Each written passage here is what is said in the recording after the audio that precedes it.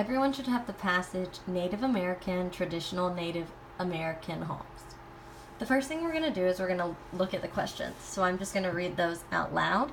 Follow along with me. And remember, we're looking at the questions first so that we know what we should focus on as we're reading. Number 1, what is the main idea of this passage? So remember, you can determine the main idea based on repeated ideas. What is the topic, who or what is about, and what do you learn about that topic? That will help you understand the main idea. Number 2, it's just asking you for which of these details that have been pulled from the text support your answer to number 1. Flip it to the back. Number 3, which is the largest house mentioned in the passage? So as you're reading, and I'm reading, we're going to be listing out for which one of these types of houses is the biggest. Number 4, you're finding a text detail to support your answer. Number 5, who probably wouldn't live in a family's long house? So when we're reading about long houses, listen out for which of these people would not live there. Number 6 is asking for a text detail to support your answer to number 5. Number 7, the drawing with this passage most likely shows. So before the passage even starts, there's a little illustration. As you read, you should be able to figure out what this drawing most likely shows. Number 8, based on the passage, tribes in the Midwest most likely built wigwams. So you're listening out for these Midwestern tribes and why they're building wigwams. Number 9, which text detail supports your answer to number 8? And then number 10, what was the author's purpose in writing this article? Persuade, remember that means that the text is trying to convince someone to do something or believe something. B, inform, this is true facts, like a nonfiction text. Or C, entertain. Entertaining texts are usually fiction. Entertain means you enjoy reading and you're interested in it. So flip back to the front. We're going to read this as if I was in class with you guys. So I'm going to read it, but I'm going to pause at a word, and I need you to fill in that word out loud. If there's a big struggle with one of the words, the sub can feel free to chime in and help you guys out with how to say the word that I pause on. So here we go. Native Americans, traditional Native American homes. Many people have of cone-shaped teepees. They are probably the most traditional Native American home. However, traditional Native American came in many other shapes and on the northwest coast, tribes in slant-roofed houses. These houses were built out of cedar. The houses were huge, around 40 feet and 10 feet. The Iroquois built even bigger. They were called long houses, were about 100 long. There was enough room in them for a large extended parents, children, uncles, aunts, and cousins all lived. No one was left. In California, most tribes dwelled in simpler, small shelters were covered in earth or other California tribes built redwood houses. Farming tribes in the Southwest built pueblos. Pueblos looked a lot like houses. They were made out of stone or adobe. Adobe is a clay. It is usually made into. The bricks are in the sun. In the Midwest, around the Great Lakes, in charge of building wigwams. Even the young make tiny wigwams for their wigwams are tent-like. They have frames made of poles. A lot of these move from place to.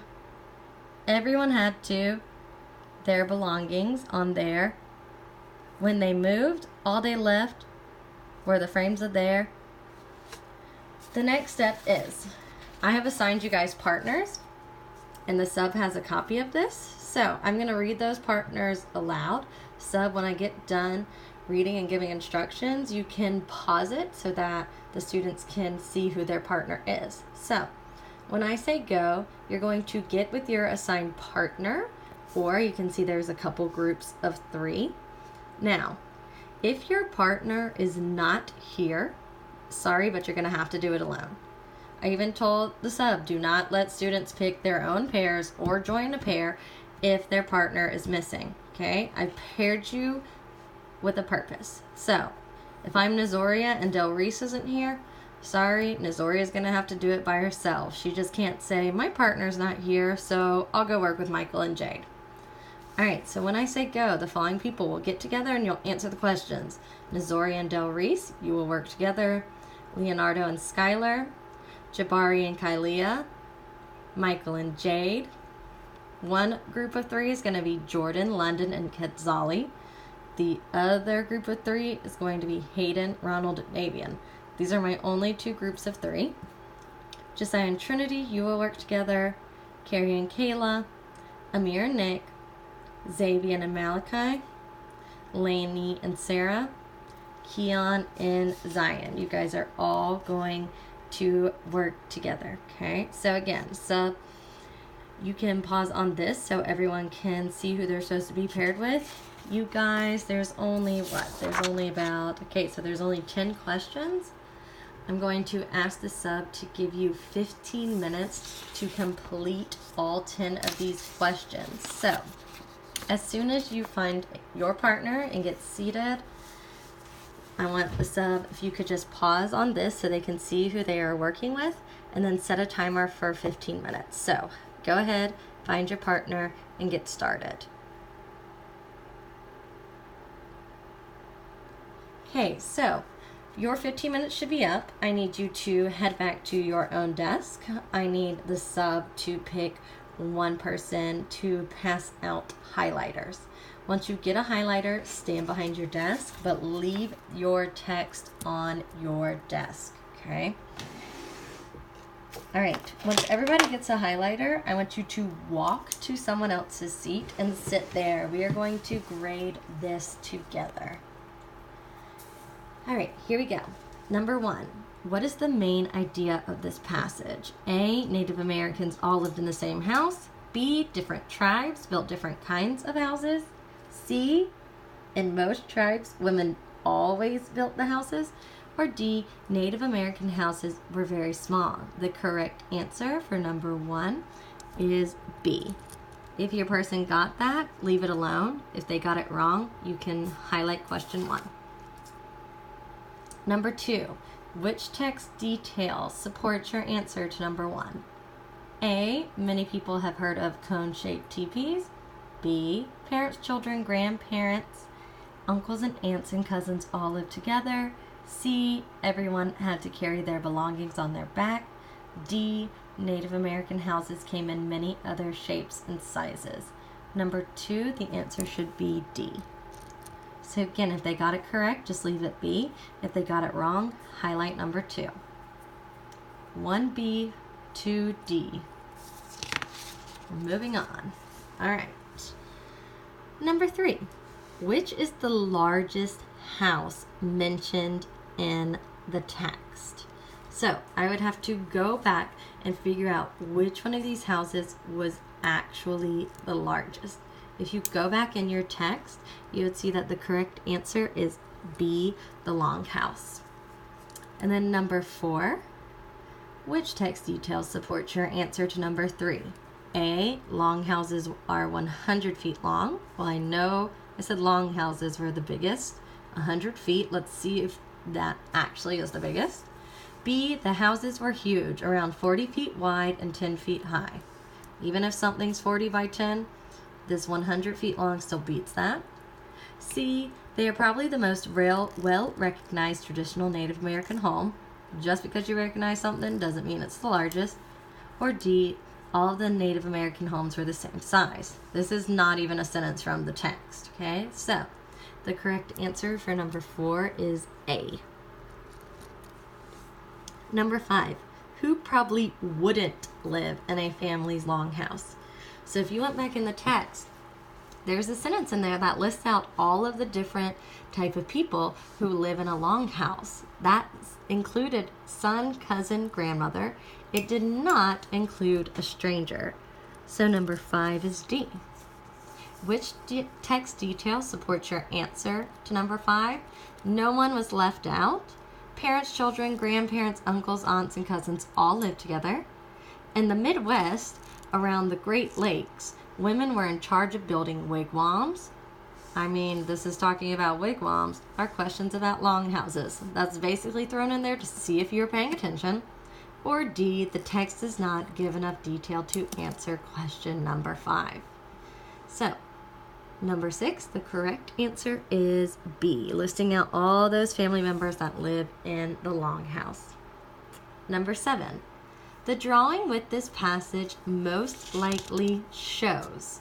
Okay, so if I look back at the drawing, I have these cone-shaped homes, and then these houses that go really, really far back. So, if I look at my text, it says many people have heard of cone-shaped teepees, so I know that this part of the picture shows a teepee. All right, then I have to figure out, well, what type of home is this? Okay, so slant-roofed houses, they were built out of cedar planks, 40 feet wide, 10 feet high. Okay, so a slant is sort of like it's leaning. If I look at this, it doesn't really like it. The roof doesn't look like a slant. It looks more like a curve. Okay, so I don't think that that's what this is mentioning. Let's keep looking. It talks about the Iroquois building even bigger houses.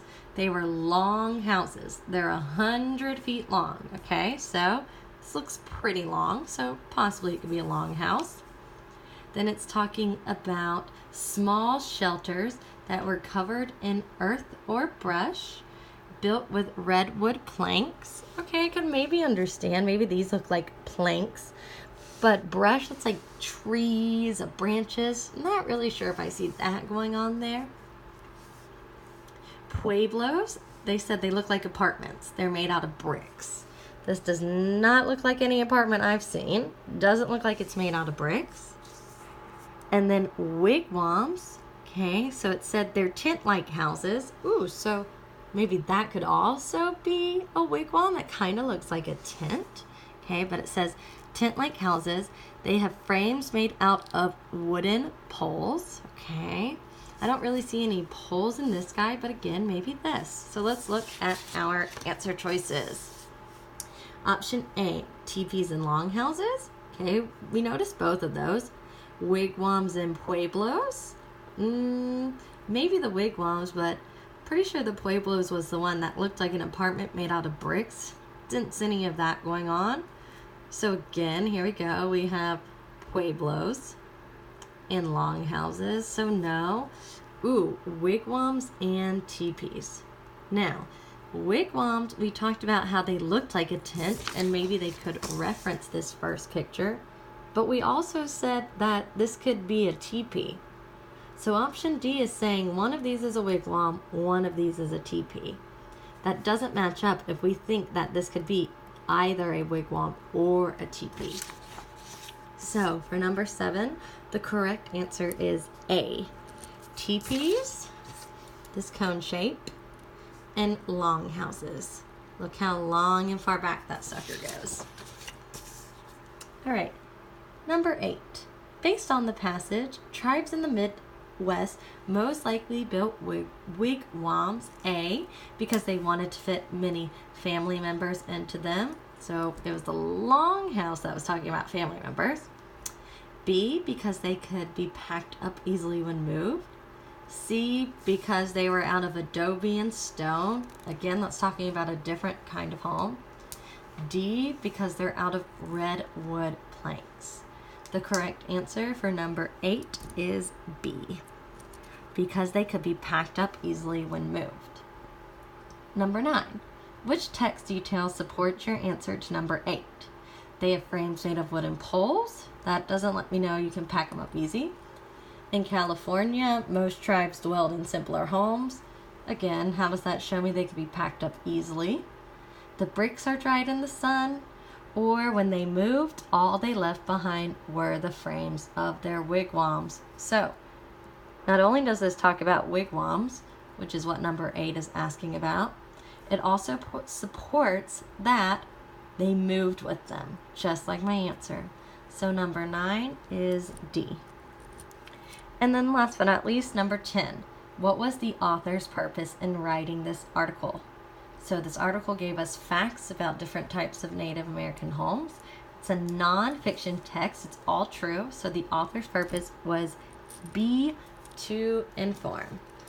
All right, so real quick, I'm going to make us an answer key so the sub can pause it and you can double check and then grade your person's paper. So for number 1, the correct answer was B. Number 2, the correct answer was D. Struggle bus. Number 3, the correct answer was B. Number 4, the correct answer was A. Number 5, D. 6, B. 7, A. 8, B. 9, D. And number 10 was B. So you can double check, make sure you graded your person's paper correctly, and then we can go ahead and put a score on that. If they missed 0, fabulous job, 100. If they missed 1, they get a 90. If they missed 2, an 80. If they missed 3, a 70. If they missed 4, a 65. There's a little bit of a change there. We had been skip counting by tens, but now I'm giving you kind of some grace there. You're welcome. If they missed 5, it's a 60. If your person missed 7, 8, 9, or all 10, it's a 59. So the sub can pause on this. Make sure that you've graded your persons correctly. Their answers match this if they're correct. If they don't, mark it wrong. And then this shows you what they would get. So hopefully you've already put your name on it. Once you get back to your seat, if your name is not on it for some weird, mysterious reason, put it on there. You can hold your paper up. The sub's gonna collect them, clip them all back together for me so I can put them in the grade book when I get back. Make smart choices. Make sure your voice is on level 0 when it should be. Keep your hands to yourself. See you guys Monday.